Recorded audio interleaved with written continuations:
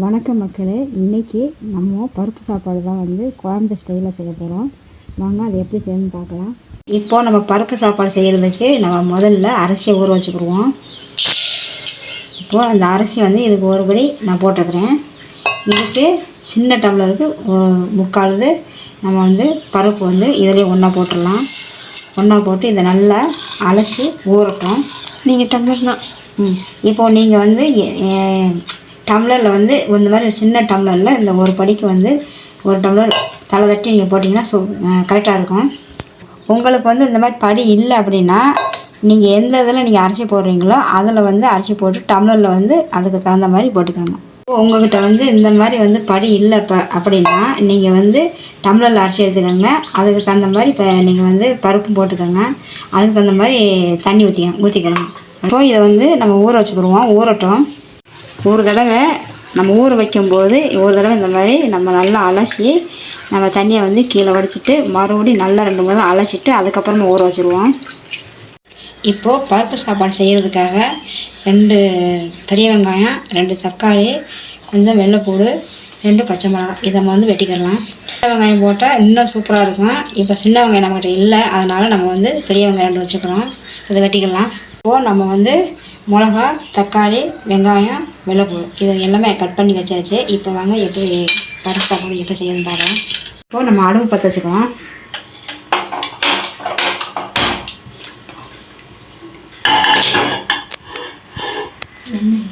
இப்போது நம்ம பருப்பு சாப்பாடு செய்கிறதுக்கு குக்கர் வச்சாச்சு. குக்கர் நல்லா ஹீட் ஆகட்டும்.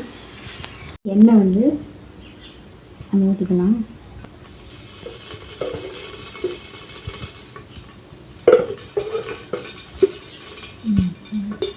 எண்ணெய் நல்லா சூடாகட்டும். இப்போ சட்டி காஞ்சிருச்சு. கடுகு கொஞ்சம் போட்டுக்கலாம்.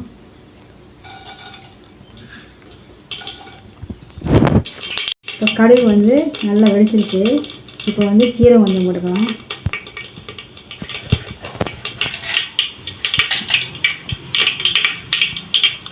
இப்போ மிளகு கொஞ்சம் இதை போட்டுக்கலாம். கருவேப்பிலை கொஞ்சம் போட்டுக்கலாம். கொஞ்சம் போட்டுக்கலாம்.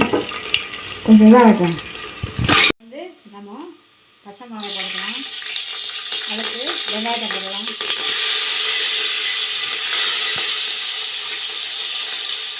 இது கொஞ்சம் செஞ்சுட்டு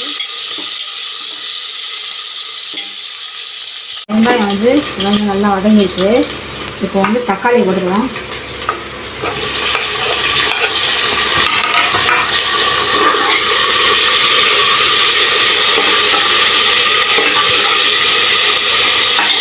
தக்காளி சீக்கிரமாக வதங்குறதுக்காண்டி கொஞ்சமாக கல்லுப்பு போட்டுக்கலாம். அப்போ சீக்கிரமாக வதங்கும்.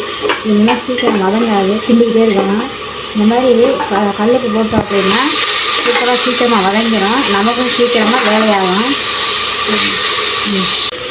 மிளகாத்தூள், தனி மிளகாத்தூள் இதை கொஞ்சம் போட்டுடலாம்.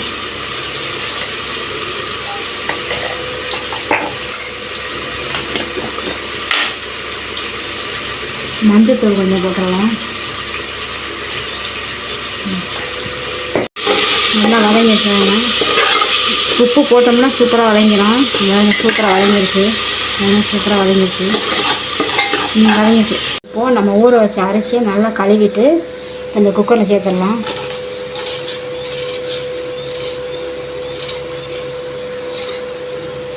இப்போது நம்ம எதில் நம்ம அரிசி போடுறோமோ அதுக்கு 2 ஊற்றிக்கலாம் தண்ணி. இப்போ நம்ம இதனால் இந்த படியாக நமக்கு 1 போட்டோம். அதனால் இப்போ 1 ஊற்றிக்கலாம்.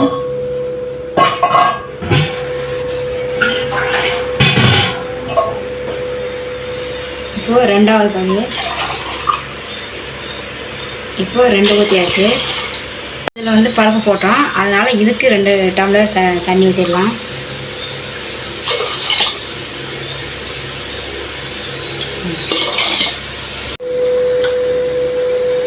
இப்போ உப்பு போட்டுக்கலாம். இப்போ நம்ம இதை கலக்கி கொஞ்சம் உப்பு கலக்கிற மாதிரி நம்ம போடணும். உப்பு சரியாக இருந்துச்சுனாக்க சாப்பாடு வரும்போது அது பத்தாமல் போயிடும். அதனால் அது உப்பு இந்த மாதிரி டேஸ்ட்டு பார்க்கும்போது கொஞ்சம் கக்கணும். அப்படி கச்சா மட்டும்தான் நமக்கு சாப்பாடோடு சேர்த்து நமக்கு சரியாக இருக்கும். இது உப்பு எந்த அளவுக்கு இருக்குன்னு பார்த்துக்கலாம்.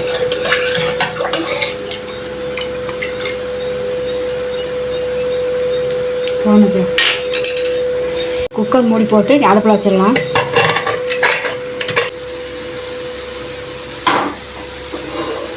இப்போ அடுப்பில் வச்சாச்சு. விசில் வரட்டும். 3 விசில் வந்ததுக்கப்புறமா நம்ம வந்து பார்க்கலாம். பருப்பு சாப்பாடுக்கு வந்து தயிர் வெங்காயம் போட்டு சாப்பிட்லாம் அப்படின்ட்டு இப்போ இந்த 2 வெங்காயம் நான் உரித்து வச்சுக்கிறேன்.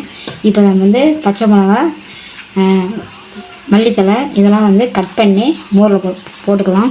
தயிர் வெங்காயத்துக்கு நம்ம வந்து தயிரை வந்து நல்லா ஆற்றி அந்த கெட்டியாக இருந்ததெல்லாம் உடச்சி உப்பு போட்டு வச்சுக்கிறேன்.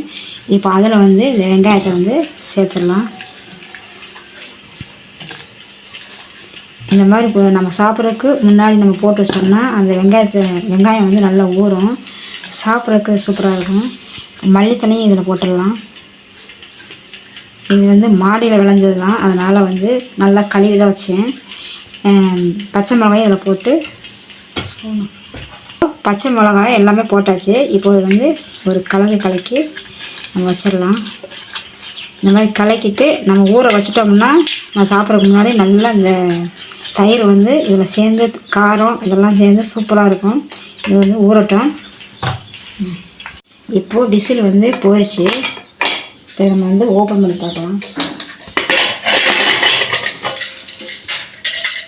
கரண்ட் எடுத்து வச்சுக்கேன். இப்போ பாருங்கள் நல்லா சூப்பராக இருக்குது. இப்போ வந்து இந்த பாருங்க சூப்பராக அப்படியே புதுன்னு இருக்குது பாருங்க, தண்ணி ஒட்டாமல் நல்லா இருக்குது. இப்போது லைட்டாக வந்து நெய் ஊற்றிக்கலாம். இப்போ வந்து கிளறலாம்.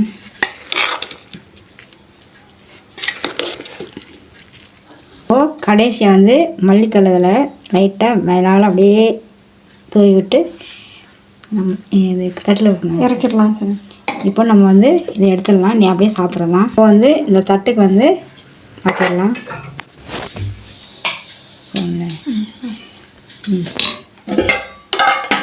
கரண்டி வைங்க.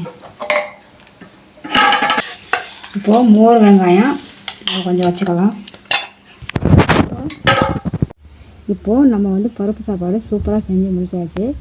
இதை வந்து நீங்களும் ட்ரை பண்ணிவிட்டு எப்படி இருக்குன்னு எனக்கு கமெண்ட்டில் சொல்லுங்கள்.